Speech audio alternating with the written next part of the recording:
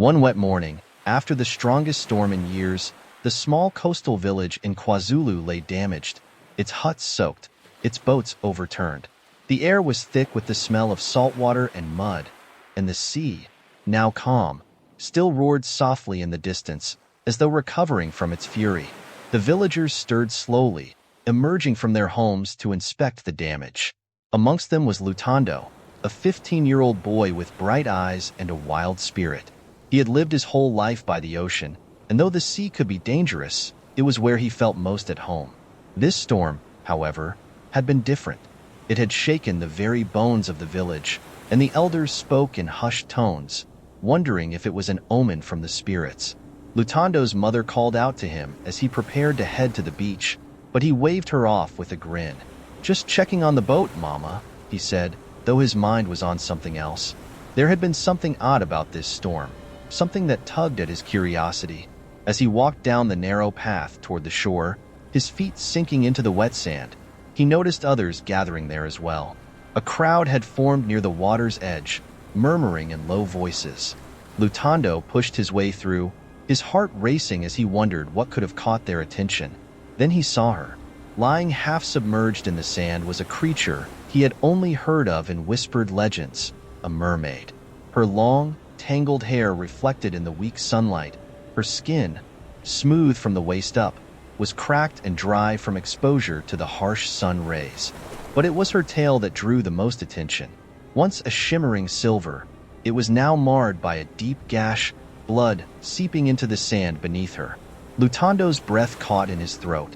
The mermaid was gasping, her chest rising and falling rapidly as if each breath was a struggle. Her eyes fluttered, barely open, and her fingers twitched as if she were trying to move. But the wound and the dryness of her skin seemed to keep her frozen in place. "Is she real?" someone in the crowd whispered. "Don't touch her," another said. "She could be cursed." But no one moved to help. Lutando, however, felt something stir inside him, a sense of urgency, of duty. This was no cursed being. She was suffering, and the crowd did nothing but stare, mesmerized by her beauty and mystery. Without thinking, Lutando turned and ran back up the beach. He grabbed a bucket from an overturned boat, filled it with seawater, and raced back to the mermaid's side. The crowd parted as he approached, some of them muttering disapproval. He didn't care. Kneeling beside her, he gently poured the cool water over her skin. Instantly, the change was noticeable. Her breathing slowed, and her eyes flickered fully open, focusing on him for the first time. For a moment, it felt as if time had stopped. Her eyes, a deep, oceanic blue, locked onto his. There was a silent understanding between them, a bond that formed in that brief exchange. But her body was still shaking, her tail trembling as though she were trying to swim away. Lutando knew what he had to do. He reached for her tail, his fingers brushing against the scales. They were cool to the touch, but beneath them, he could feel her pain, her desperation to return to the water. With all the strength he could muster, Lutando pulled. She was heavier than he had expected, but he didn't stop. Inch by inch, he dragged her toward the sea, ignoring the cries of protest from the villagers behind him. "You fool!" someone shouted. "Leave her. She belongs to the sea." But Lutando didn't stop. With a final push, he got her into the water. For a moment, she vanished beneath the waves, and Lutando feared the worst. Then, suddenly, she surfaced again. She looked at him one last time, as if to say thank you, and then she was gone, disappearing into the depths. Panting, Lutando turned back to face the crowd. Instead of gratitude, he was met with anger. "Why did you do that?" one man yelled. "We could have learned from her." Others murmured in agreement, but it was the voice of the village's oldest and most feared figure that silenced them all. The medicine man, an 80-year-old elder with a wrinkled face and piercing eyes, had just arrived. He leaned heavily on his walking stick, his voice cold with anger. "You are a fool, boy," he hissed, his voice cutting through the air like a knife. "That creature was a gift from the gods, and you've let her go. I could have used her parts to make powerful medicines, magic that would have protected this village for generations. Now you've thrown that chance away." Lutando's heart pounded in his chest. He hadn't considered any of that. He had only wanted to help. But the medicine man's words weighed heavily on him, and the crowd began to murmur again, their anger turning into something darker, fear. Over the next few months, life in the village returned to normal, but Lutando found himself isolated. People whispered behind his back, calling him reckless, a fool. Even his closest friends seemed distant, their eyes filled with doubt and suspicion. But Lutando couldn't shake the memory of the mermaid. At night, he dreamed of her, of the way her eyes had looked into his, the unspoken bond they had shared. He would wake with a strange longing, a pull toward the sea that he couldn't explain. Then, one day, it happened. Lutando had been out fishing in his small, homemade boat, as he often did. The sky was clear, the water calm, and he had almost forgotten the strange events of that stormy morning. But as the sun began to set, a shadow passed beneath his boat. At first, he thought it was just a large fish, but then the boat rocked, tipping dangerously to one side. Before he could react, the boat capsized, and Lutando was thrown into the water. Lutando hit the cold water with a hard splash, and the shock knocked the wind from his lungs. For a moment, he swung in the sea, disoriented, the world spinning around him. His boat was gone, overturned and sinking, the gentle waves now deceptively calm. Salt water stung his eyes as he struggled to stay afloat, the weight of his clothes dragging him down. He kicked desperately, trying to get a glimpse of what had caused the capsize. The shadow moved beneath him again, swift and silent. Panic set in.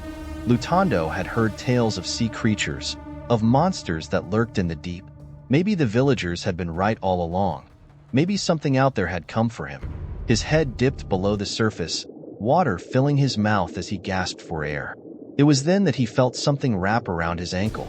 His heart pounded in his chest as he instinctively tried to kick free, but the grip tightened. Just as he thought he was being dragged under for good, a familiar figure emerged from the dark depths. The mermaid. Her grip on his ankle was firm, but there was no malice in her eyes, only urgency. Lutando's fear began to subside, replaced by a strange sense of calm as he locked eyes with her once more. The water around them seemed to still, as if the sea itself acknowledged her presence. She pulled him down, deeper into the water, and though every instinct screamed for him to swim to the surface, he followed. They descended into the ocean, the light from above growing dimmer as the water darkened around them. Lutando's chest burned, his lungs screaming for air, but the mermaid's presence made him trust her, even in the face of certain death. Deeper and deeper they went, until the world above became a distant memory. Just when Lutando thought he could hold his breath no longer, the mermaid led him through a narrow crevice in the seafloor. They emerged into a hidden chamber, bathed in soft, glowing light from strange, luminescent corals that lined the walls. The chamber itself was dry, a pocket of air deep within the ocean, and Lutando collapsed onto the sandy floor, gasping for breath. To his utmost surprise, Lutando's clothes were now dry. Not even a drop of water remains on them. The mermaid watched him, her eyes filled with concern. Her once wounded tail was now fully healed, shimmering in the faint light. She moved with grace, her long hair floating around her like a living thing, and for the first time, Lutando realized just how powerful and otherworldly she truly was. "Why?" he finally managed to ask between breaths. His voice echoed in the chamber, sounding small and insignificant in the vastness of the ocean. The mermaid didn't speak, not in the way humans did. Instead, she moved closer, her fingers grazing the ground, tracing symbols in the sand. The symbols glowed faintly, and suddenly, Lutando could feel her thoughts, images and emotions flooding his mind in a way he had never experienced before. She was grateful for what he had done that day on the beach, for saving her life. But there was more. She had brought him here because he was in danger. The same shadow that had nearly taken his life today had been hunting him since that fateful morning. A dark force, older than the ocean itself, had been awoken the moment Lutando saved her, and now it was coming for him and for the village. Lutando stared at her, his heart racing again. but this time from a different kind of fear. What can I do?" he asked, his voice trembling. The mermaid's thoughts pressed into his mind again. She was going to teach him. The ocean held secrets, ancient powers that only a few knew how to control. Lutando was different. He had a connection to the sea that no one else in his village had, a gift that allowed him to sense and understand the waters in ways others couldn't.